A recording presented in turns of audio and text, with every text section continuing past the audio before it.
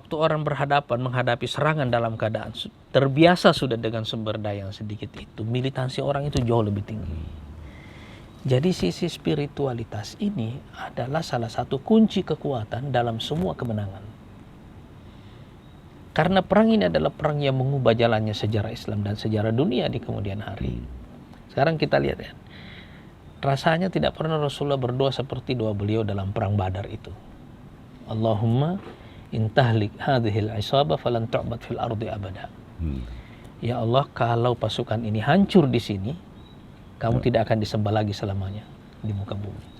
Kayak di Fata Kompi Allah. Makanya dari hadis ini Memaksa gitu. Para ulama itu mengambil satu pelajaran bahwa dianjurkan dalam berdoa untuk menggunakan bahasa yang semi memaksa. Al-ilhah namanya ya.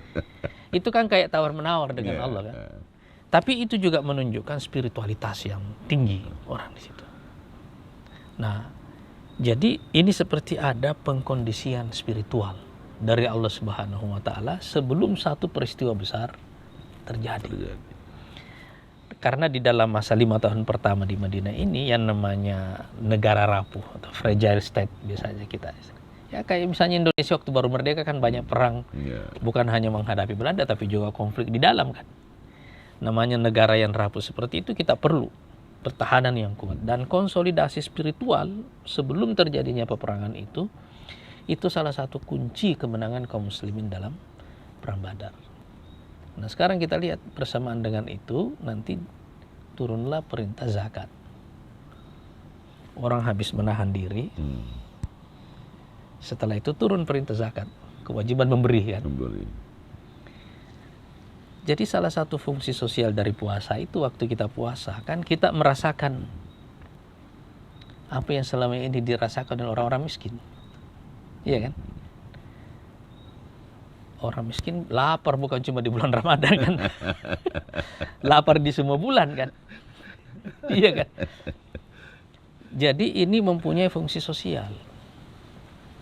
Dengan membuat diri kita merasakan penderitaan orang. Seperti itu. Habis itu turun perintah memberi. Coba kita bayangkan itunya, situasinya ya. Bagaimana ibadah-ibadah dalam Islam itu bukan hanya punya fungsi spiritual bagi manusia muslim, tapi juga punya fungsi sosial. Semuanya itu. Punya fungsi yang begitu dibawa ke dalam sistem secara keseluruhannya itu merekatkan. Nah ini turunnya di tahun yang sama ini. Makanya di antara jenis-jenis zakat itu, zakat fitrah itu kan ya waktunya paling ketat kan. Dan saat berbuka puasa itu memang semangat berbagi kan sangat tinggi. Terasa betul ya. Beda dengan betul gitu. Beda. Makanya kan Rasulullah SAW kita mau makan dulu ya.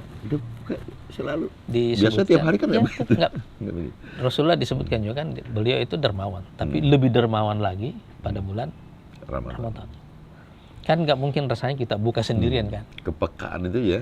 Muncul. Empati pada sesama itu sangat tinggi. Muncul dengan sendirinya itu. Makanya dia digabungkan di tahun yang sama dengan zakat. Zakat fitrah khususnya. Nah sekarang makanya karena di sini ada zakat, biasanya kaum muslimin dari dulu itu menggunakan bulan Ramadan sebagai tahun buku. Perhitungan. Nah ini buka buku tutup buku di sini gitu loh. Karena ini cara menghitungnya begini ya. Dan ini tradisi yang bagus buat kita itu. Atau soal ada ganjaran pahala yang lebih besar. Lebih besar ya waktu kita memberikan zakat di situ.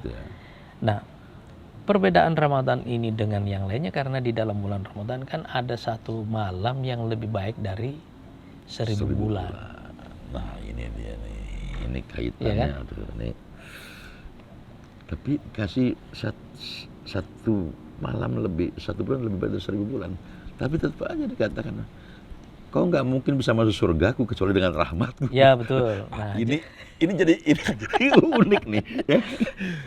Di mana rahmatnya di Ramadan ini gitu loh. Nah jadi sekarang kita lihat, kita buat hitungan kalkulasi sedikit ya. Kalau misalnya manusia itu dikasih umur oleh Allah 60 tahun misalnya,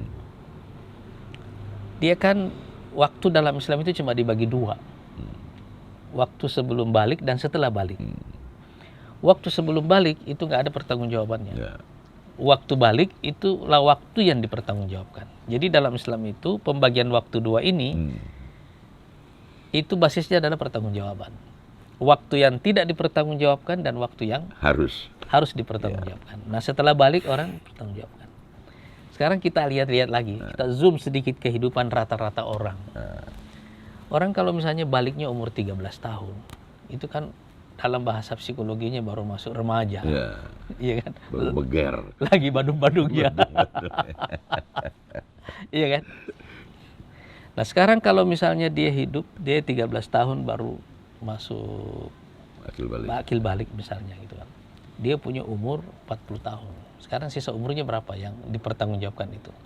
40 dikurangin 13, ya, 27. Enggak, 60 dikurang 13. 47 kan? Sekarang 47 kita potong 8 jam sehari kita tidur. Sepertiga. Kan gak ada pertanggungjawabannya juga. 15 tahun lebih lah tidur. Sepertiga aja kan? Nah, itu sisa berapa itu? 32 lah. Nah, sekarang kalau sisa waktu itu, sekarang coba kita hitung-hitung. Dibanding dengan semua karunia yang diberikan Allah kepada kita, waktu untuk beramal itu cukup gak itu? Puasa itu waktu kita melakukannya.